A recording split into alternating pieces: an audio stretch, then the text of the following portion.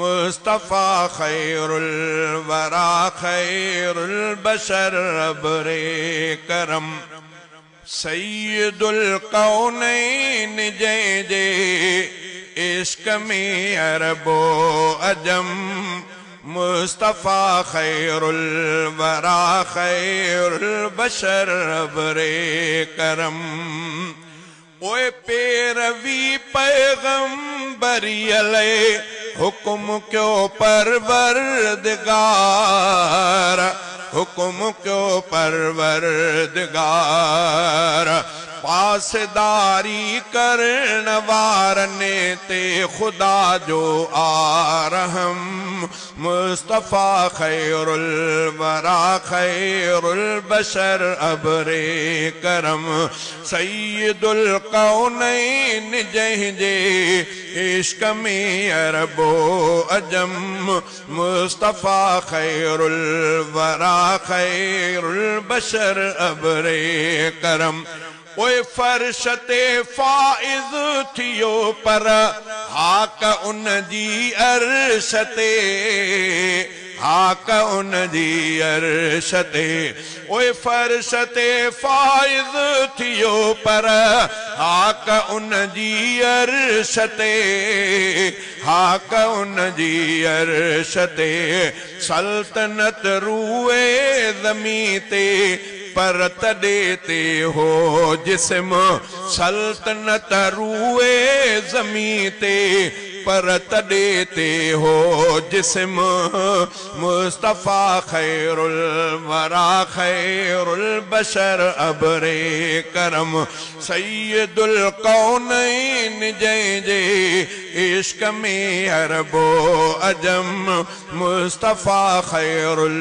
वरा खैरुल बशर अबरे करम ओए कॾहिं ताइफ़ में रतोरत कॾहिं ज़ख्मी जंग में कॾहिं ज़ख्मी जंग में कॾहिं ताइफ़ में रतोरत कॾहिं ज़ख्मी जंग में कॾहिं ज़ख्मी जंग में सब्र सोणनि जो मिसाली गर्च ज़्यादा थियो ज़ुल्म सब्र सोणनि जो मिसाली गर्च ज़्यादा थियो ज़ुल्म मुस्तफ़ा खैरुल वरा खैरुल बशर अबरे करम सैयदुल कौनैन जंहिंजे इश्क में अरबो अजम मुस्तफ़ा खैरुल वरा खैरुल बशर अबरे करम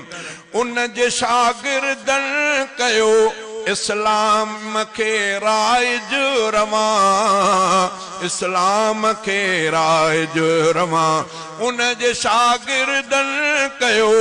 इस्लाम के राइज रवां इस्लाम के राइज रवां साथ दुख सुख में निभाइण तिन जियां बेजो न कम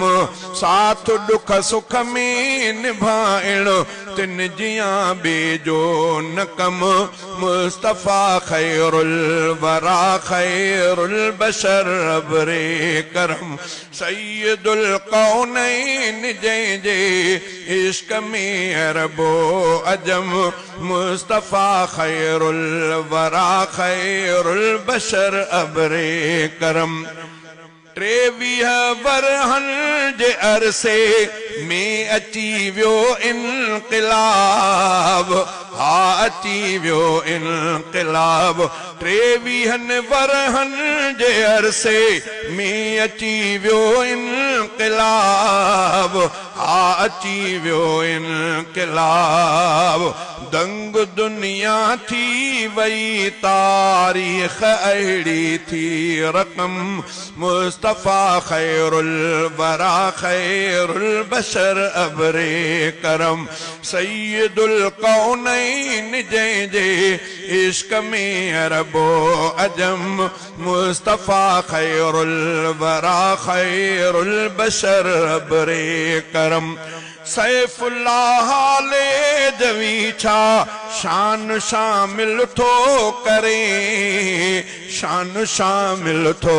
करे सैफुल्लाह ले दवी छा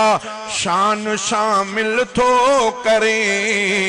शान शामिल थो करे लख लख मदाही थिया नाहे सना पर थी ख़त्म लख मदाही थिया नाहे सना पर थी ख़त्म मुस्तफ़ा खैरुल वरा खैरुल बशर अबरे करम सैयदुल कौनैन जे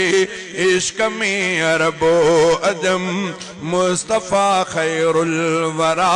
खैरुल बशर अबरे करम।